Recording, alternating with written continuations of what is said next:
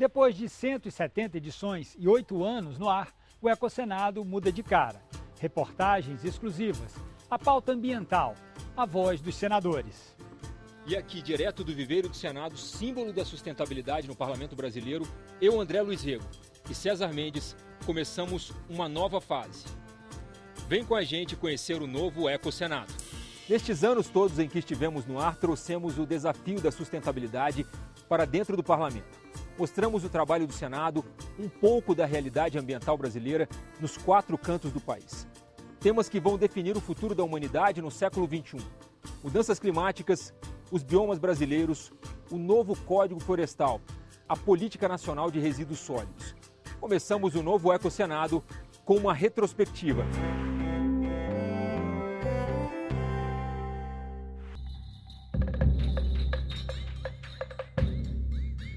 Biodiversidade, a totalidade dos genes, espécies e ecossistemas de uma região. A ousadia sempre foi uma marca do Ecosenado. Em 2006, gravamos do alto de um helicóptero a abertura do programa sobre as falésias de Beberibe, no Ceará. Em 2008, a convite da Marinha Brasileira, o Ecosenado participou de uma expedição a um dos pontos mais remotos do país, o arquipélago de São Pedro e São Paulo. Com uma série de reportagens sobre o trabalho da Comissão de Mudanças Climáticas, o Ecosenado foi finalista do Prêmio Allianz Seguros de Jornalismo em 2008. 2008 também foi marcado pelas comemorações dos 20 anos da Constituição de 88. Pela primeira vez na história, uma Constituição dedicou um capítulo inteiro ao meio ambiente. Todos têm direito ao meio ambiente ecologicamente equilibrado, bem de uso comum do povo e essencial à sadia qualidade de vida. A busca de alternativas sustentáveis para assentamentos rurais na Amazônia motivou um programa sobre técnicas para a criação de peixes em canais de igarapés. Finalista de outro Prêmio Nacional de Jornalismo em 2011, o Prêmio Sebrae. A votação do novo Código Florestal Brasileiro ganhou destaque em várias edições do Ecosenado, que acompanhou de perto as negociações, os embates e a votação do texto nas comissões e no plenário. O texto aprovado pelo Senado mantém a proteção de 20% para os Campos Gerais, 35% para o Cerrado e 80% para a Amazônia. Esse ano, com uma reportagem sobre o aproveitamento de podas de jardim para a produção de adubo, fomos finalistas do Prêmio Sebrae de Jornalismo pela segunda vez. Mas agora o prêmio de melhor reportagem cinematográfica ficou com o Ecosenado.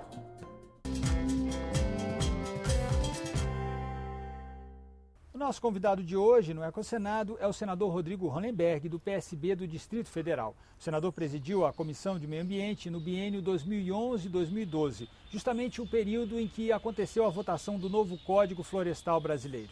Senador, o novo Código Florestal Brasileiro representa um avanço em termos de preservação das florestas? Olha, o Código Florestal Brasileiro, ele representa um embate entre as forças que trabalham com a agricultura e as forças que defendem o meio ambiente. E ele representa uma correlação de forças existentes naquele momento no Congresso Nacional. Agora, é muito importante que ele seja regulamentado.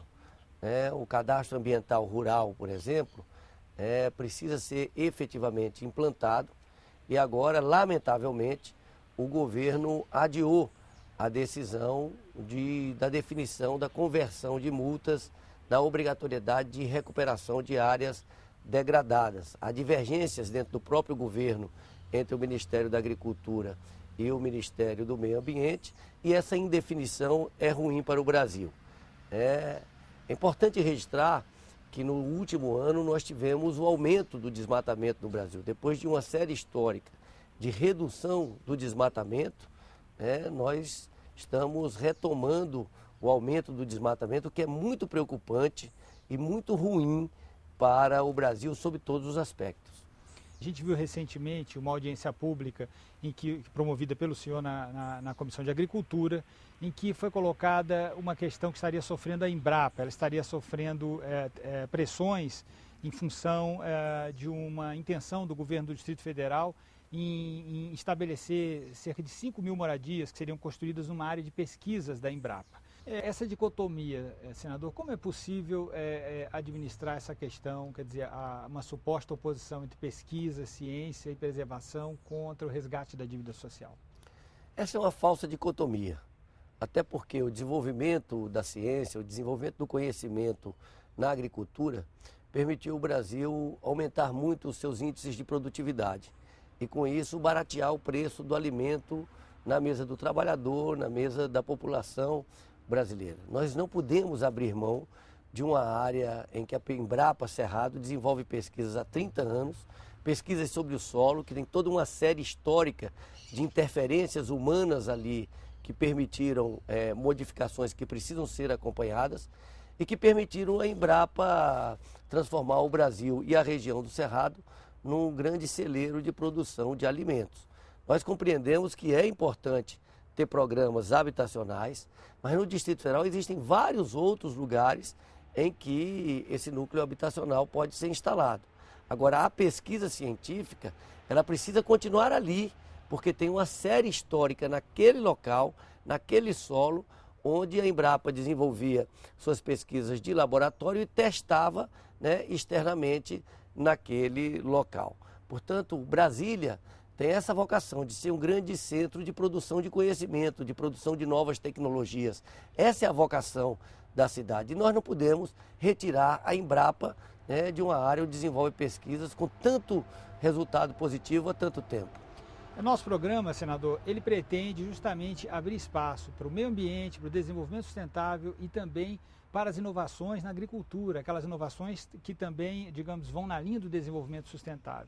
Então a gente vê também uma outra questão, recentemente foi abordada numa audiência pública que o senhor promoveu na Comissão de Meio Ambiente, que é a questão dos produtores rurais que estão estabelecidos na Floresta Nacional de Brasília. O ano passado, ano retrasado, se não me engano, o senhor também tratou da questão dos produtores rurais do Parque da Serra da Canastra, em Minas Gerais. Como o senhor vê essa questão? Quer dizer, produtores rurais que muitas vezes hoje vivem em áreas que viraram unidades de conservação, mas que às vezes, em certos casos, se estabeleceram lá até estimulados por programas do governo federal em outros momentos. Como lidar com isso? Bom, em primeiro lugar, deve haver bom senso. O governo, antes de demarcar áreas de preservação, ou unidades de conservação, é importante estudar o que há ali. Se efetivamente é necessário que haja a saída daquelas pessoas daquela unidade de conservação, o governo deve efetivar a desapropriação.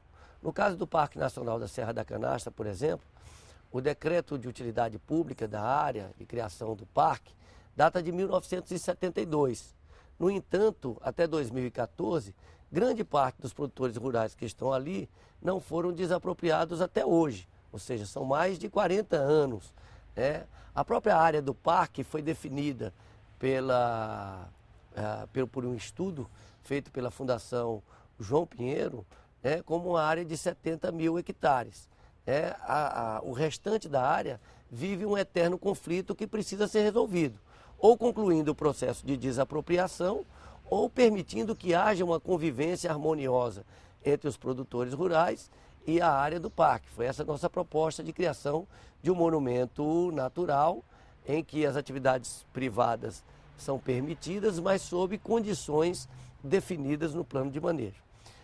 No caso da Floresta Nacional de Brasília, que foi um grande avanço quando da sua criação, porque conteve um processo de grilagem de terras públicas que é muito perverso no Distrito Federal, mas hoje nós temos áreas da Floresta Nacional que são áreas completamente habitadas, com um perfil até, diria, urbano, e que já não tem mais sentido permanecerem como áreas de floresta nacional.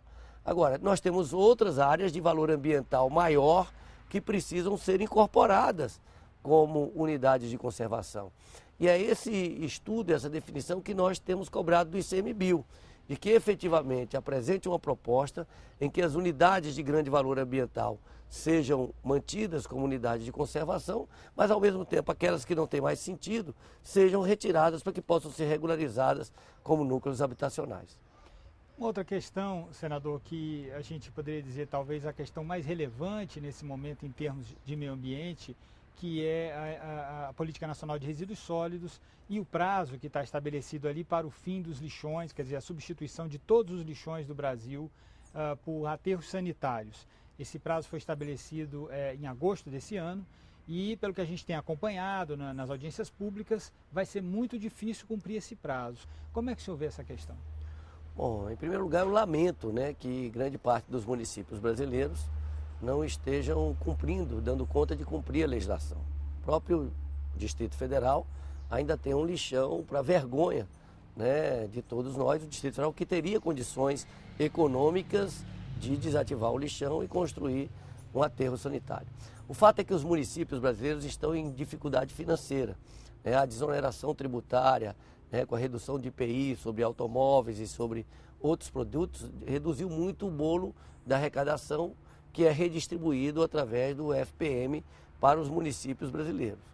Por outro lado, faltou apoio do governo federal, talvez através de um fundo que permitisse que aqueles municípios mais pobres pudessem fazer essa substituição.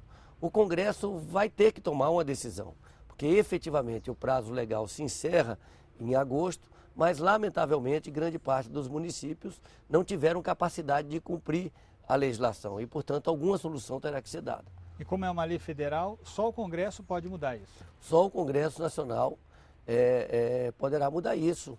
É claro que pode ser apreciando um projeto de iniciativa da Presidência da República ou através de iniciativa própria. Me parece até que já tem projetos nesse sentido tramitando no Congresso Nacional. Ok, eu gostaria de agradecer a presença do senador Rodrigo Lemberg aqui no nosso Estúdio Verde, no Viveiro do Senado. E você continua agora acompanhando o nosso programa, o EcoSenado. De acordo com a Política Nacional de Resíduos Sólidos, em vigor desde 2011, o Brasil tem até agosto deste ano para acabar com os lixões. Mas a menos de 2 meses do prazo, ainda existem cerca de 2.000 deles em funcionamento no país, segundo estimativa da Confederação Nacional dos Municípios, que já pediu ao governo a prorrogação do prazo do Plano Nacional. Entre as cidades que não foram capazes de cumprir a meta nos últimos 4 anos, há 3 capitais: Porto Velho, Belém e o próprio Distrito Federal.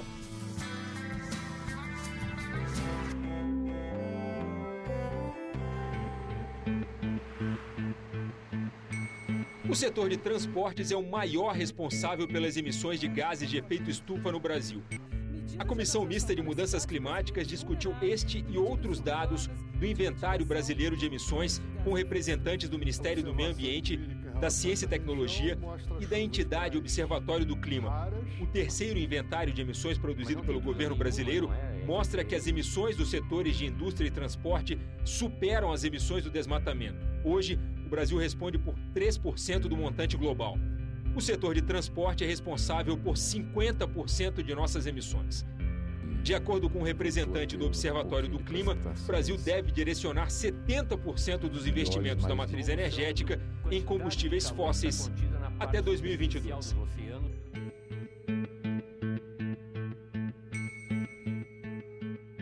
A Comissão Mista de Mudanças Climáticas também discutiu as medidas necessárias para adaptar o país nas próximas décadas dentro de um cenário de aquecimento global e eventos climáticos extremos, exemplos de secas e enchentes. O cientista Carlos Nobre alertou que as previsões do painel intergovernamental de mudanças climáticas não estão sendo capazes de verificar o alcance das mudanças do planeta. Segundo ele, a acidificação dos oceanos e o derretimento de partes da Antártica são fenômenos recentes e não previstos pelos cientistas 2 décadas atrás. No caso brasileiro, ele citou as secas prolongadas e seguidas dos últimos anos no Nordeste e as cheias da Amazônia como eventos que mudarão a paisagem do país neste século. De acordo com Nobre, o grande desafio do Brasil na adaptação às mudanças climáticas será o setor de infraestrutura.